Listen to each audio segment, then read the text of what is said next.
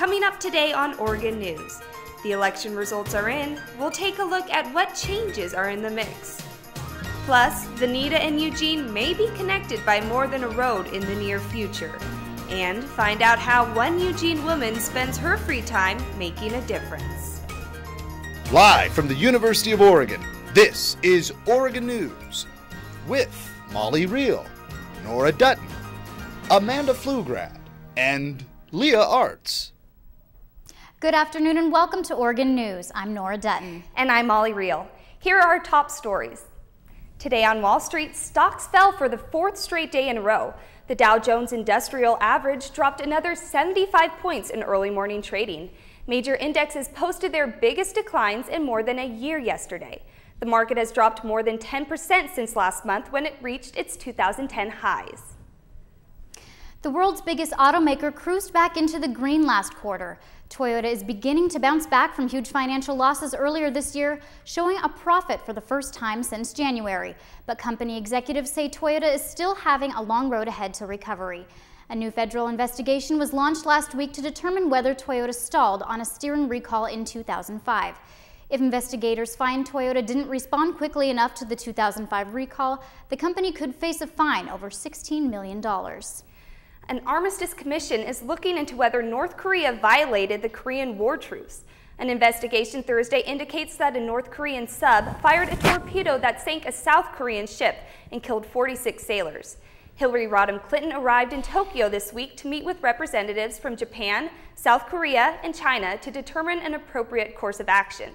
Clinton says there must be an international response. North Korea still denies firing the torpedo that sank the ship. 2 Arkansas police officers died yesterday when suspects they had pulled over opened fire on them. The suspects, armed with AK-47s, then fled to a Walmart parking lot where they died in a shootout with police. The 2 officers were killed investigating drug trafficking in Arkansas. It is still unknown whether it was a drug-related traffic stop. The 2 suspects have not yet been identified. The care program in Eugene is preparing children for the future, not 1, but 2 languages at a time.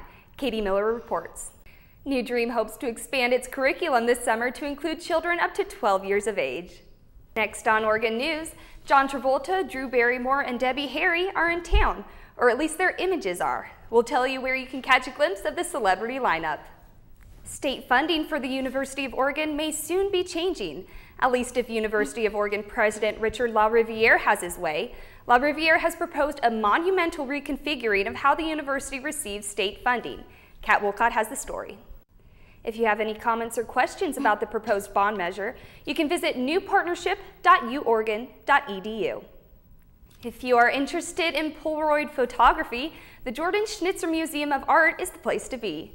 The One Step Big Shot exhibition features portraits of Andy Warhol and Gus Van Sant.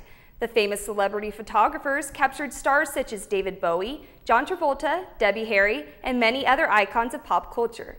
The selection was a gift from the Warhol Foundation for the Visual Arts Legacy Program. The exhibition will last through September 5th. Thanks, Leah. Coming up on Oregon News, pieces of Autzen Stadium are up for grabs. We'll tell you how to get yours. Alcohol is being banned on 2 lakes in Cottage Grove. Visitors to the Cottage Grove and Dorena lakes will no longer be allowed to possess alcohol at or around the lakes and campgrounds.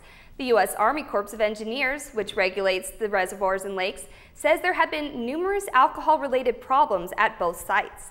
The Corps has been experiencing budget cuts that prevent it from adequately staffing the lakes. The alcohol ban will take effect on January 1st of next year. As summer is just around the corner and the weather warms up, many will be heading out to their local rivers and lakes. The American Red Cross and Eugene Fire Department want to remind everyone to take the proper precautions while splashing around. The 3 most important safety tips are to never swim alone, be aware of strong currents, and when in doubt, wear a life jacket. Amanda. Up next, join us on Oregon News. A local nonprofit is helping people look good and feel better. We'll tell you how after the break. Thanks for joining us for Oregon News. I'm Molly Reel. And I'm Nora Dutton. Tune in Monday for your Oregon Update with Jenica Villamore.